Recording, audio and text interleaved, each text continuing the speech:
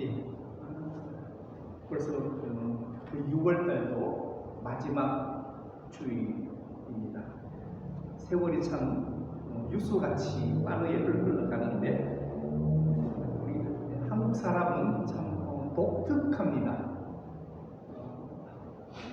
유별나게 체면을 중시하고 그리고 타인에게 비춰지는 내 모습을 굉장히 가꾸려고 합니다.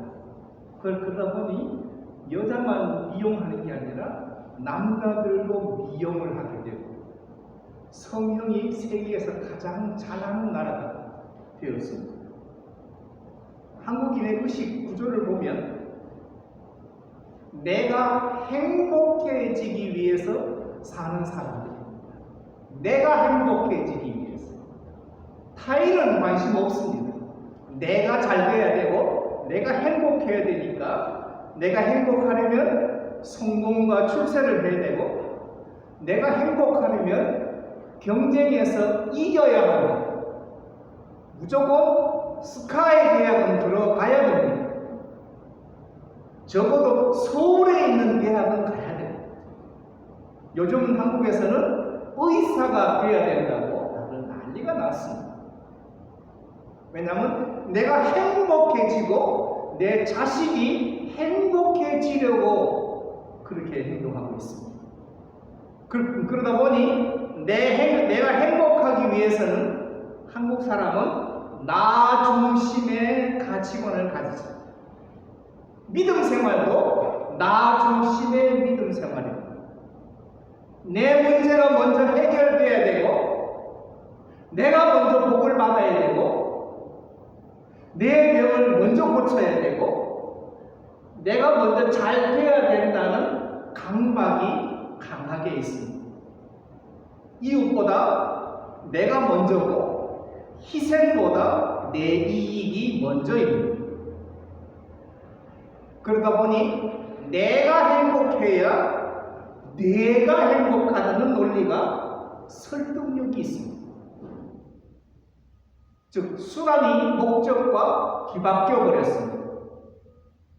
그러다 보니 사회에 거짓말과 권노술수와 책임전가와 불법과 내로남불과 표리부동이 죄의식 없이 보편화됐습니다.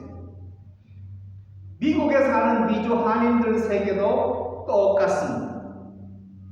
교회 안에서 희생과 봉사의 성직이 마치 계급이 되고 특권의식이 되어서 팽배해져 있습니다. 주님의 기준은 이렇습니다. 마태복음 25장 30절부터 40절 사이에 너희가 여기 내 형제 중에 지극히 작은 자 하나에게 한 것이 곧 내게 하는 것이다. 즉 내가 행복해야 내가 행복한 게 아니라 정반대로 내가 행복해야 내가 행복해진다는 신앙의 역설이 필요합니다. 지금까지 믿던 것들을 뒤집어야 된다는 말입니다. 내 행복보다 내 행복이 더 급하고 지극히 작은 자 하나에게 하는 것이 곧 예수님 내게 한 것이라고 말씀하신다면 신앙의 역설이 필요한 시대이기도 합니다.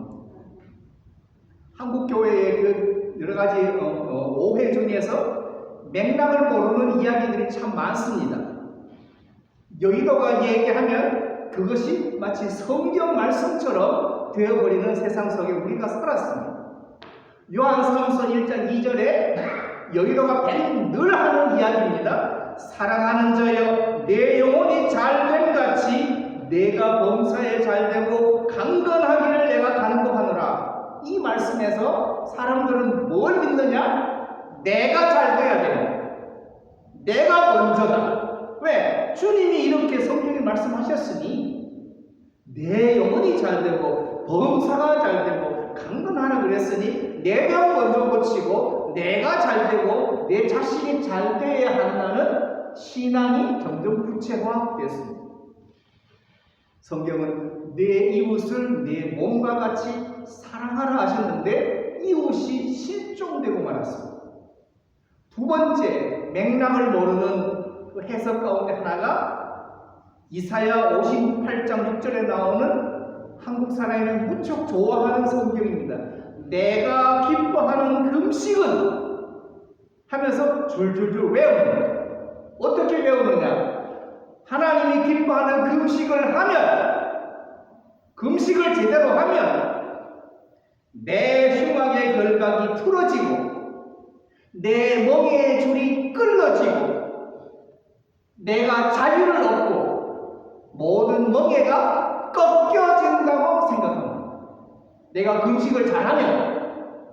그래서 40일 금식, 일주일 금식 열심을 해서 하는 이유가 내 문제 해결하려고, 내 결박 끊으려고,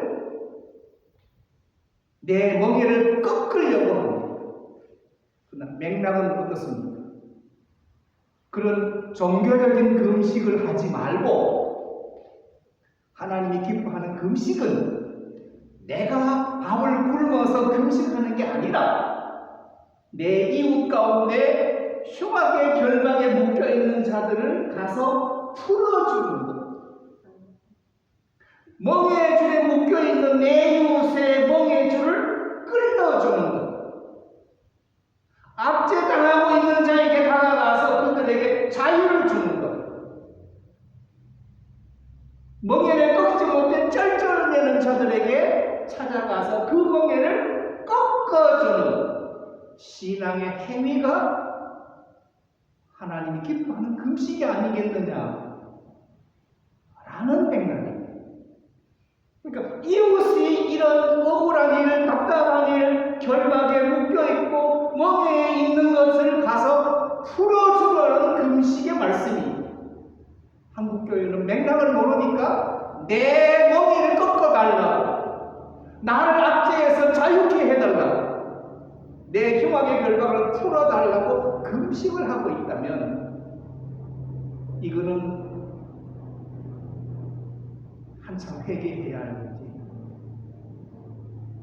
교회가 잘못 가르쳤고 목사가 잘못 가르쳤어요. 오늘 성경 말씀에 창세기 22장에 나오는 말씀과 아브라함과 그리고 이삭 사이에 일어났던 세 가지의 주고받는 질문이 있습니다. 첫 번째는 하나님이 아브라함을 부르실 때에 아브라함이 내가 여기 있나이다 라고 하나님 앞에 자신이 있음을 고백합니다. 올리브오일 처치에 한 주님께서 찾아오셔서 우리를 부르실 때에 여러분은 이렇게 답을 하셔야 됩니다. 주님, 제가 여기 있습니다. 제가 여기 예배하러 왔습니다. 제가 이곳에 기도하러 왔습니다. 제가 합심하여 교회를 섬기려고 왔습니다. 내가 여기 있습니다가 여러분의 입술에 고백이 되어야 되고 여러분의 삶이 되셔야 합니다. 아브라함은 하나님이 자기를 시험하는 줄도 모릅니다. 하나님이 지시하신 요구가 뭔지도 모릅니다. 그런데도 내가 여기 있다고 당당하게 말합니다. 당당하게. 나는 이미 각오가 되어 있습니다. 그런데 하나님의 말씀은 너무나 뜻밖이었습니다. 내 아들, 내 사랑하는 독자 이삭을 저 데리고 모리아 땅으로 가서 번제로 드려라. 그런데 놀랍게도 아브라함은 즉각 실행에 옮깁니다. 성경은 이렇게 되어 있습니다. 아침에 일찍 일어났다고 했고 나귀와 안장을 지웠고 두 종과 그 아들 이삭을 데리고 번제에 쓸 나무를 쪼개어 가지고 떠나서 하나님이 자기에게 지시한 곳으로 갔다고 말합니다. 단 한순간도 지체하거나 머뭇거리거나 딴 생각하지 않았습니다. 지시하신 말씀, 분부하신 명령을 준행하는 것만 했습니다. 말씀을 따르기로 작정했다는 말입니다. 그런데 여기에 또한 반전이 있습니다. 모리아 산까지는 3일의 시간이 걸렸다고 말합니다. 3일 동안 가야 합니다. 3일의 시간,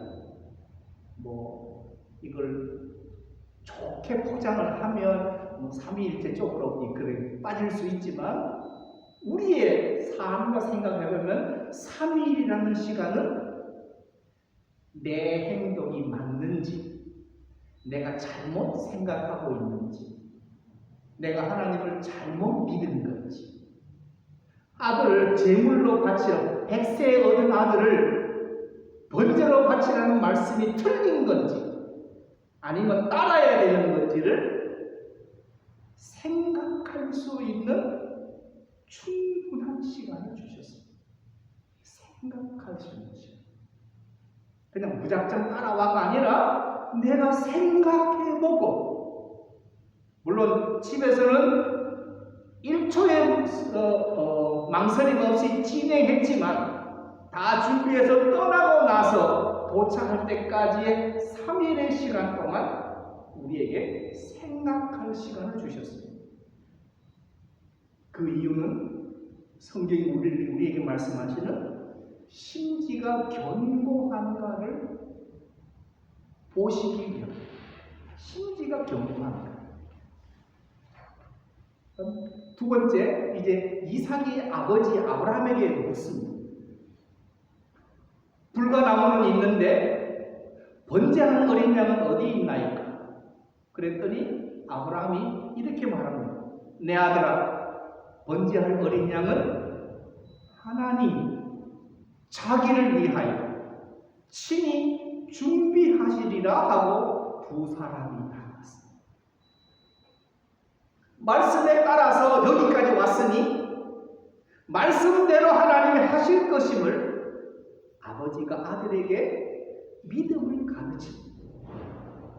내 아들아, 번제할 어린 양은 하나님이 자기를 위하여 하나님께서 자기 영광, 자기 이름, 자신의 권위와 자신을 위하여 친히 준비하신다.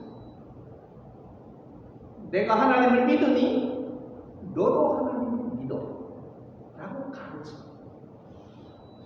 하나님은 아들 대신에 쓸 수양을 준비하시면서 아브라함을 시험하셨습니다.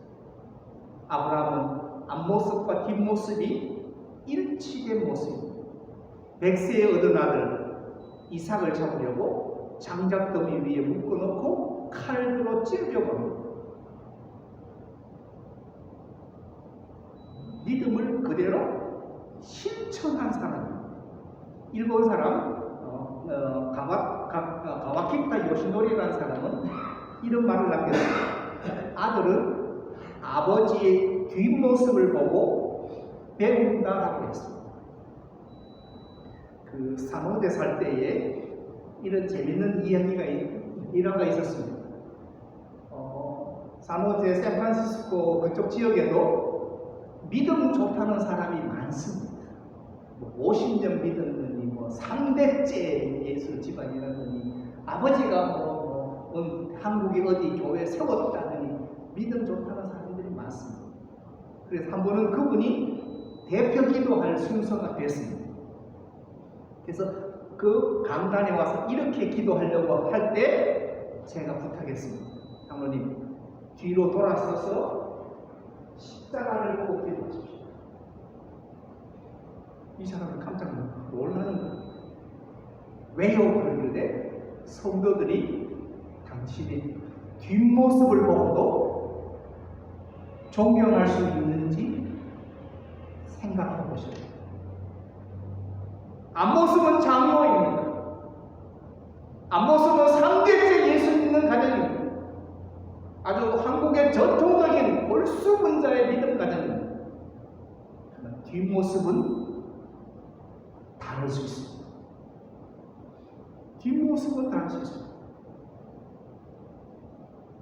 우리 모두는 앞모습에 치중하며 살았습니다. 근데 내 뒷모습이 얼마나 초라하고 거짓투성이고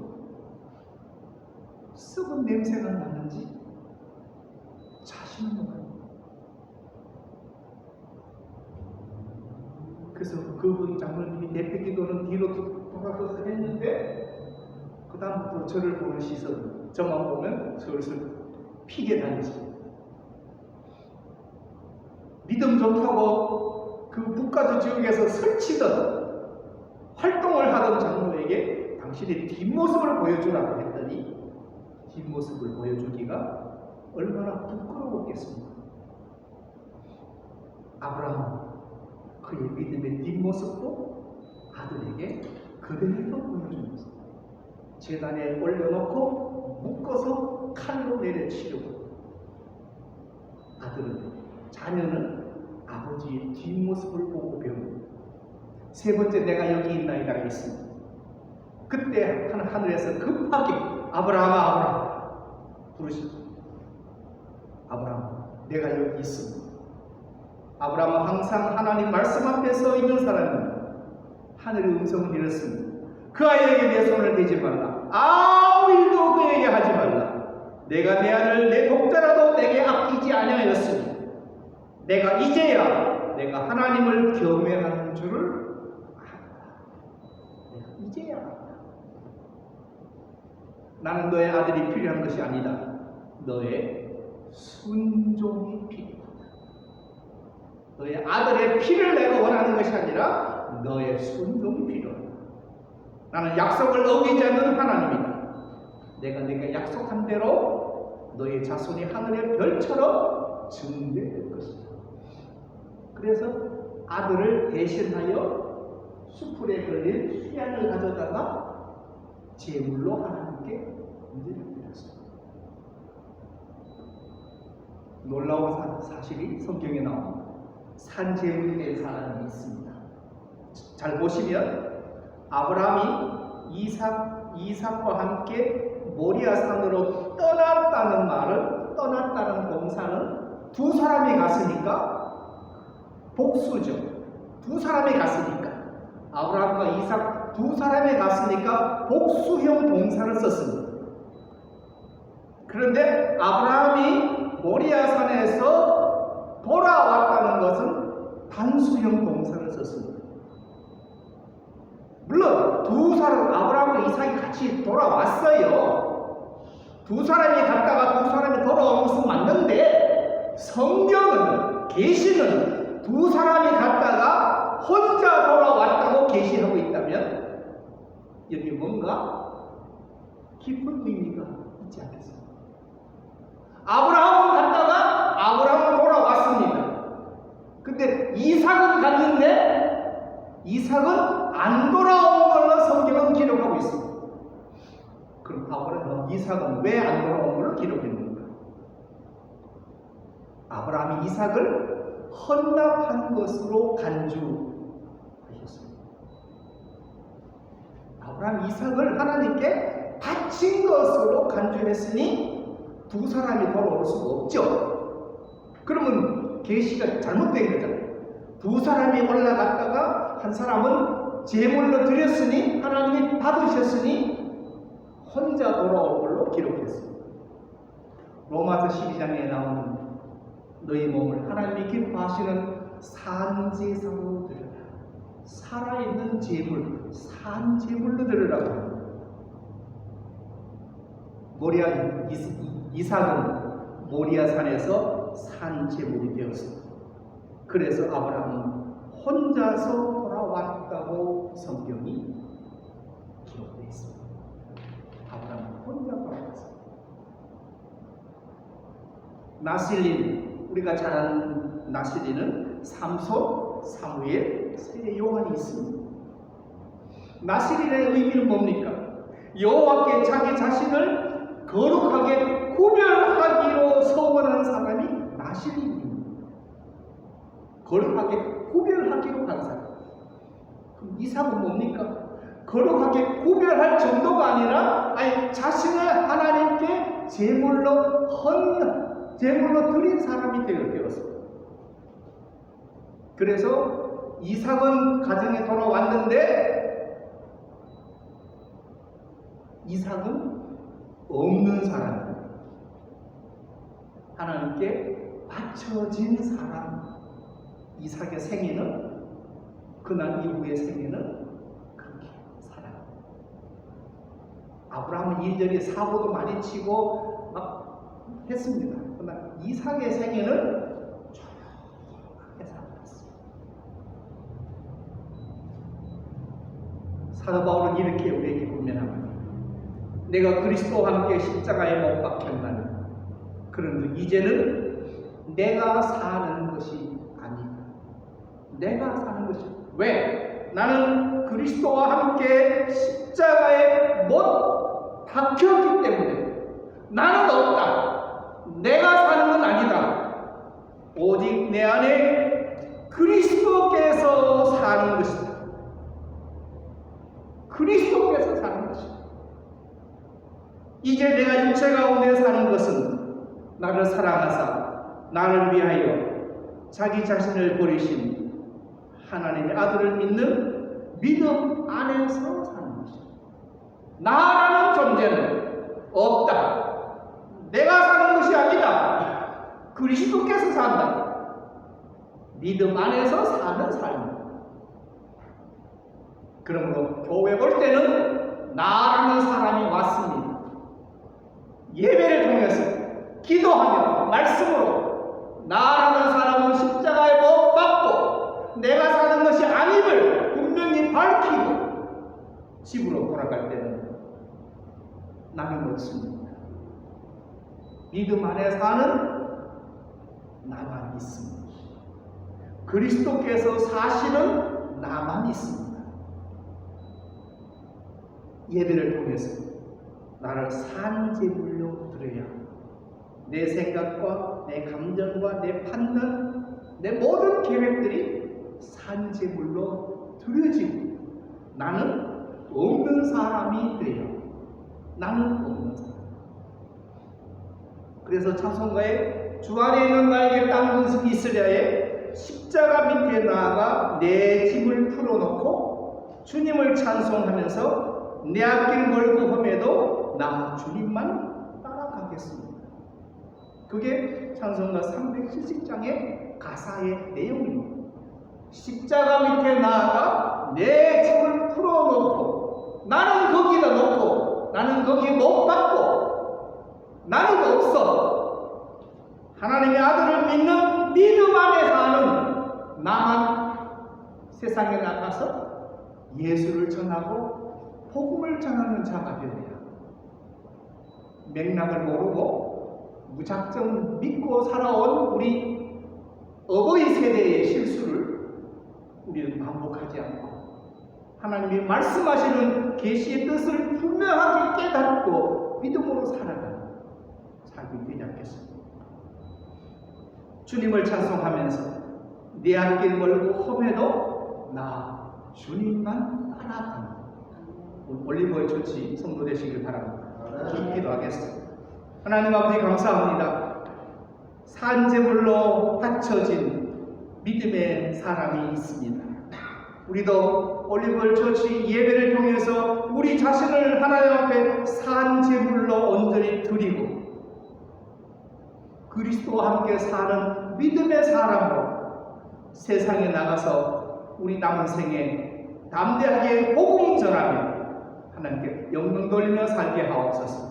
예수님의 이름으로 기도하옵나이다.